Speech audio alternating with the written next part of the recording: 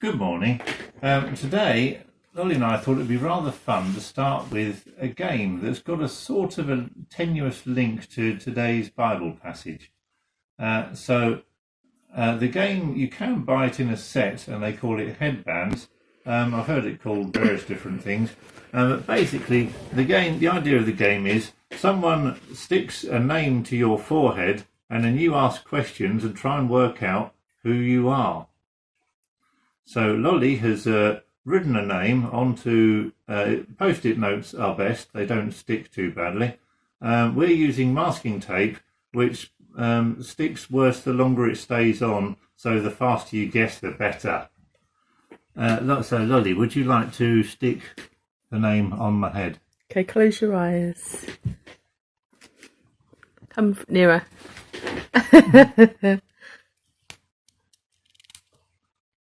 Sorry.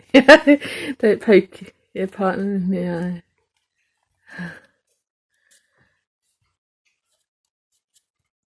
Okay. Right, I'm now the proud owner of a name and I need to guess who I am.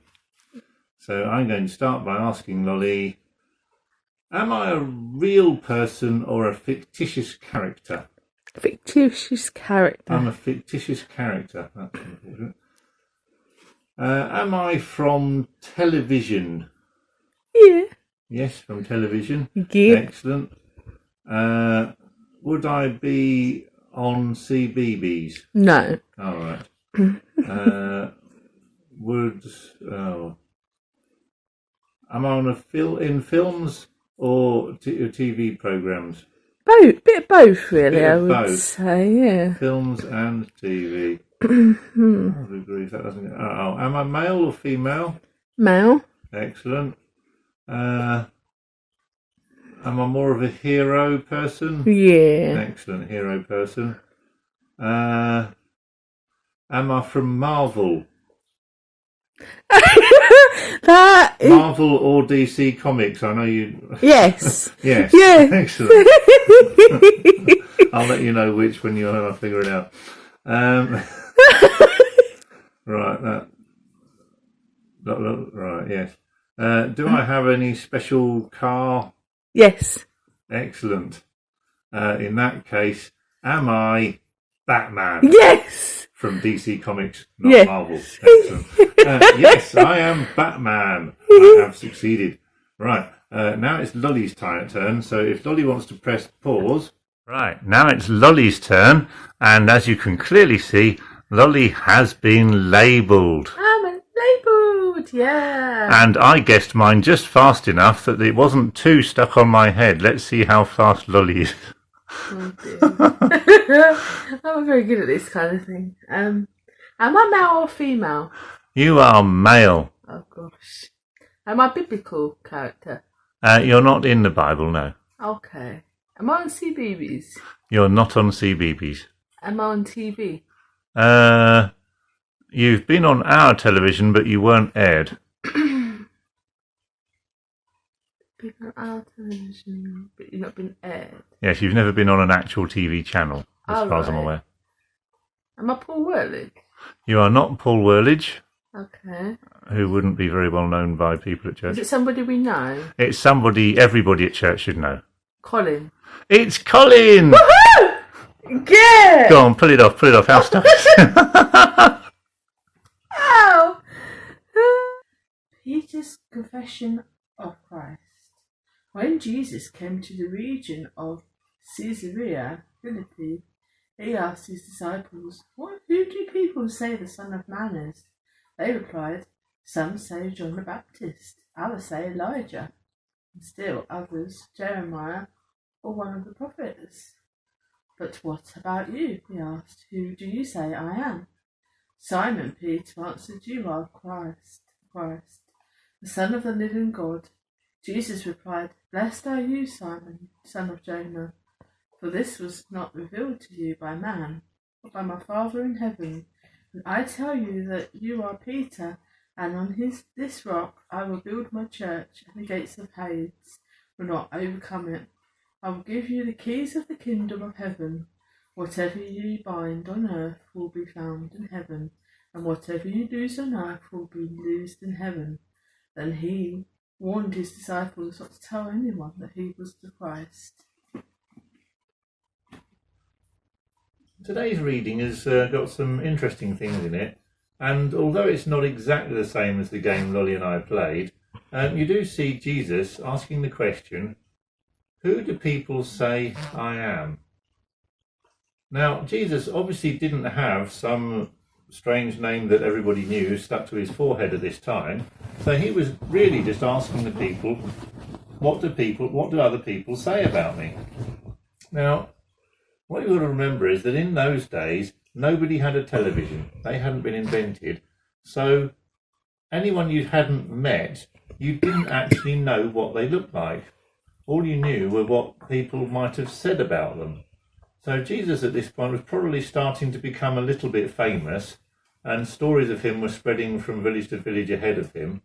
But they'd have just had sort of little broad descriptions as to what he looked like, things to look out for when he arrived, in that he'd be followed by a number of other people.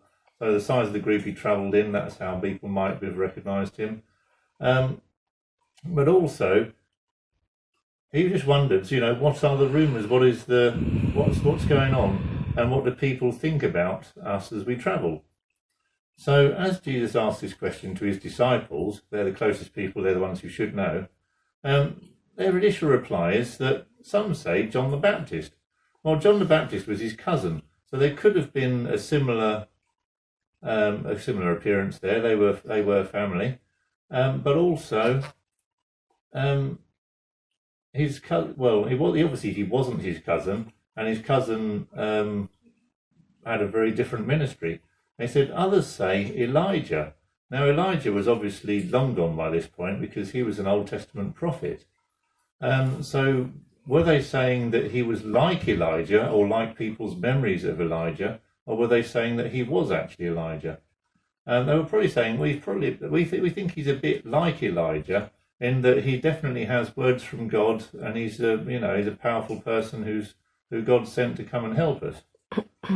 And then sort of still others say he's Jeremiah. Jeremiah was famous for crying, I believe, or one of the prophets. But anyway, then he asked him, I'm not actually asking what other people say I am, I'm asking you. Who do you say I am? Now, Peter is the first to answer this. Peter he was an interesting man. He was always sort of like first to run headlong into things. And his answer is, you are Christ, the Son of the living God. Jesus replied, blessed are you, Simon, son of Jonah, for this was not revealed to you by man, but by my Father in heaven. Now, for those of you who know your Bibles, you might think that's a bit strange that Jesus said that, because if you look in John, when Jesus first ever met Peter, that was actually because his brother had run and fetched him. And when his brother ran and first met Jesus and spent the day with him, Andrew, Simon Peter's brother, was one of the two who heard what John, as his cousin, had said about him. And the first thing Andrew did was to find his brother Simon and tell him, we have found the Messiah. That is the Christ. And he brought him to Jesus. So Peter's first introduction to Jesus was actually, this is the Messiah. But that was his brother telling him that. And then when Jesus then says to him, blessed are you, Simon, son of Jonah, because this was not revealed to you by man. Well, now his brother was a man, but by my Father in heaven. Now, it looks like a direct sort of contradiction here, but it isn't, because although Peter was introduced to him by his brother as this is the Christ, this is the Messiah, Peter would have probably been reasonably sceptical at this point. And so what Jesus knows is that Peter has actually come to this conclusion himself. He's met Jesus, he's walked with Jesus, and God has spoken through the Spirit into Peter and said, yep, this is my son, who I am well pleased with. So what Jesus says to him is, this was not just revealed. You're not saying this just because your brother told you. Yeah, you're not saying this just because your brother told you that that's who I am. You know that's who I am. But then he does actually remind Peter not to go spreading it around everywhere, because if he did, that would cause the crucifixion to happen miles before it actually did, because it would have upset all the Pharisees and Sadducees much faster. So anyway, it's when he says to him, and he also says, and you are Peter, and on this rock I will build my church. Now, when he first meets Simon, as he was then, when Andrew had gone to fetch his brother Simon, Jesus looked at him and said, you are Simon, son of John. That's a strange thing. Sometimes he was called John, sometimes Jonah. A lot of people had sort of two-way names in the Bible. You will be called Cephas, which when translated is Peter. Now, Peter means rock. And Peter, we always imagine Peter to be a large, hard man full of brawny muscles. Partly you might know this because he personally dragged a fishing net out of a boat after the first miraculous catch, and there were, I think it was 137 fish in it. It was about that, and he pulled it out on his own. So we know that Peter was a big, strong man, and it's not surprising that Jesus said, "Whoa, he's a rock, he is." But also, years ago, back if you ever read Enid Blyton books, one of the things the famous five said to their Aunt Fanny was, "Oh, Aunt Fanny, you are a brick." Now, that wouldn't be taken very lightly these days. People might think you were insulting them. But when Enid Blyton was writing her famous five books, to be a brick was to be a solid, dependable person, something on which you could build. And that is what Jesus was saying to Peter. You're a solid, dependable person. And on you, and people like you, you are the foundation I want for my church. Because you are not shaken by things. You know what's right, and when people come sort of asking you questions, you will tell them, and you will tell them straight exactly how things are.